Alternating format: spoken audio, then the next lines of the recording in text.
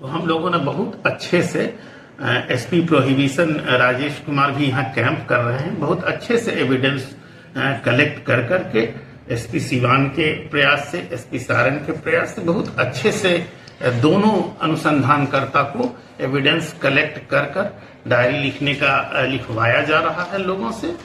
और उम्मीद है कि हम लोग जल्द ही चार्जशीट करेंगे।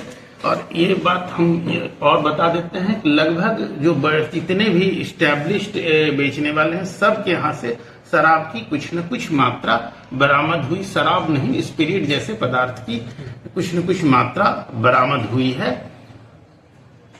प्रथम दृष्टया में जो उत्पाद विभाग द्वारा पाया गया कि इसमें कुछ ऐसे तत्व मिले हुए हैं इस स्पिरिट में जो जानलेवा साबित हो सकते हैं।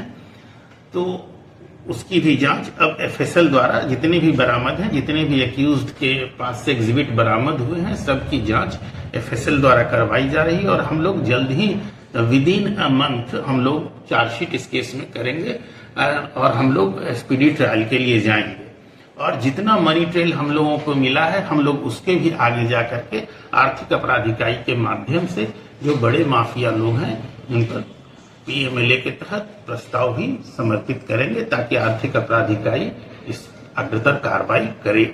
डीआईजी साहब, मिथाइल अल्कोहल की बहुत ज्यादा मात्रा बरामद हुई, जैसा कि डीएम साहब ने उसमें प्रेस कॉन्फ्रेंस में बताया था, क्या कहेंगे? प्रथम दृष्टया में जो उत्पाद विभाग की टीम आई थी जांच करने के बाद घटनास्थल से उन्होंने बताया, बट विस्तृत रिपोर्ट जब तक फॉरेंसिक साइंस लैब से नहीं आ जाता है, उसमें हो सकता है कि मिथाइल अल्कोहल के अलावा और कुछ भी ये केमिकल पाया जा सकता है।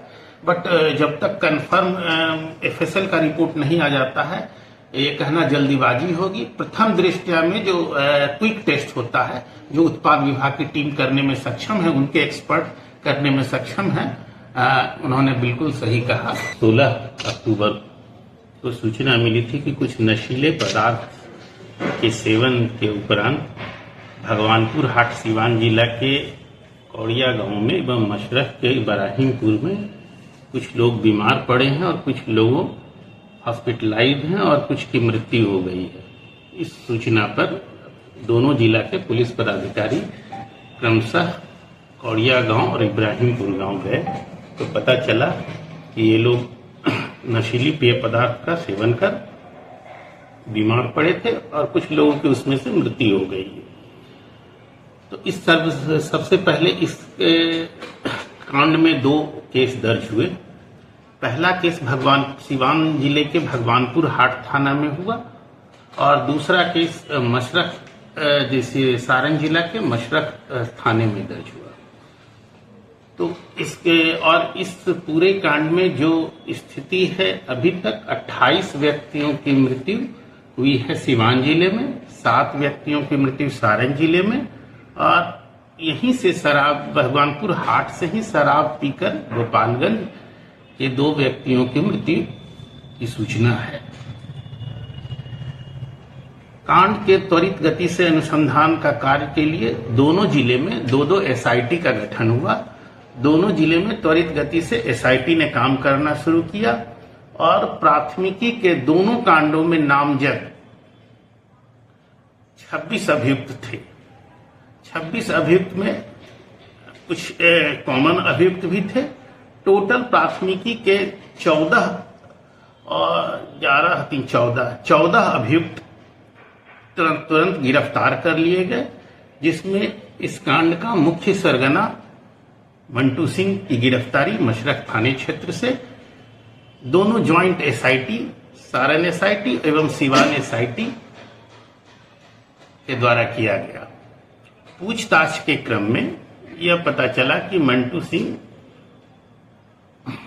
सारण जिले के जनता बाजार का पुरुषोत्तीपुर के दीपक चौधरी से स्पिरिट जैसा पदार्थ खरीदता था और उसके बाद उसको पाउच में पैकिंग कर करके वो बेचता था और उससे बहुत सारे लोकल वेंडर्स लोग ले लेते थे और वो फिर लोकल गांव वाले को, ग्रामीण को बेच देते थे। और जब हम लोगों ने पूरे दीपक चौधरी को अरेस्ट किया, उसके बाद उनका लिंक उत्तर प्रदेश से जुड़ा। वे बड़े पैमाने पर उत्तर प्रदेश एवं एक अन्य पड़ोसी राज्य बिहार के, जिसका इन्वेस्टिगेशन अभी चल रहा है, हमारी टीम कर रही है, उन दोनों जगहों से काफी बड़े मात्रा में केमिकल स्पिरिट जैसे पदार्थ को लाने की सूचना प्राप्त हुई। और आपको जानकर के आश्चर्य होगा कि इन लोगों के का मनी ट्रेल एक दूसरे के साथ इस्टेब्लिश हुआ। इन लोगों ने एक बार नहीं, पिछली कई बार से ये लोग इसी तरह का स्पिरिट जैसा उजला पदार्थ ला रहे थे उत्तर प्रदेश से एवं एक अन्य पड़ोसी राज्य से ला रहे थे। क्योंकि हम उस राज्य का नाम अभी इसलिए नहीं बता रहे हैं कि अभी अनुसंधान चल रहा है, हमारी टीम अभी गई हुई है, इस कारण से अभी डिस्क्लोज करना ठीक नहीं है। तो पता चला कि ये लोग उत्तर प्रदेश से देवरिया जिले के भाटपारानी से महेश गुप्ता को पकड़ा गया। इनका एक Shri Ram chemicals and denatured spirit नाम की एक दुकान है देवरिया जिले में, मगर इसका लाइसेंस एक्सपायर हो चुका है। फिर भी ये अवैध तरीके से स्पिरिट जैसा पदार्थ वो बेच रहे हैं इन लोगों को। और ये जो ये आता है, ये चाहे एक्यूज्ड खुद में छोटी छोटी गाड़ियों में लाते हैं अथवा कुरियर के ये माध्यम से भी भेजते हैं। और कुरियर से भेजने का तो हम लोगों के पास एकदम पूरा का पूरा प्रमाण है, डॉक्यूमेंट्री एविडेंस भी है। और इन लोगों का जो मेन सप्लायर हैं यूपी के, चाहे जो मेन सप्लायर हैं दूसरे राज्य के जिसकी चर्चा हम कर रहे हैं, जो बड़े बड़े सप्लायर हैं, उन लोगों से इन दोनों लोकल जो वेंडर्स हैं, इन लोगों का मनी ट्रेल बिल्कुल इस्टेब्लिश है। एक दो ये नहीं है ट्रांजैक्शंस, पूरे के पूरे मोर देन 30 ट्रांजैक्शंस अवेलेबल है। मिथाइल अल्कोहल का भी ट्रांसपोर्टेशन बिहार में वैध नहीं है, तो हाँ, इंडस्ट्रियल यूज के लिए उसके लिए अलग से परमिशन और लाइसेंस की जरूरत है। इसी नाम पर नहीं, केमिकल के नाम पर वो लोग मंगवाते हैं और दवा के नाम पर ये करते हैं ये लोग। इसमें कोरियर कंपनी की भी संलिप्तता? बिल्कुल, कोरियर कंपनी की संलिप्तता पर भी हम लोग जांच कर रहे हैं कि उन्हें मालूम था। यदि मालूम था तो वो 100% दोषी हैं और उनके खिलाफ भी उचित धारा में कार्रवाई की जाएगी। अभी तक सर तीनों डिस्ट्रिक्ट में कितने लोग गिरफ्तारी हो चुकी है? टोटल 14 लोग, जितने भी FIR नेम्ड अक्यूज्ड हैं दोनों कांडों में, उनकी गिरफ्तारी हो चुकी है।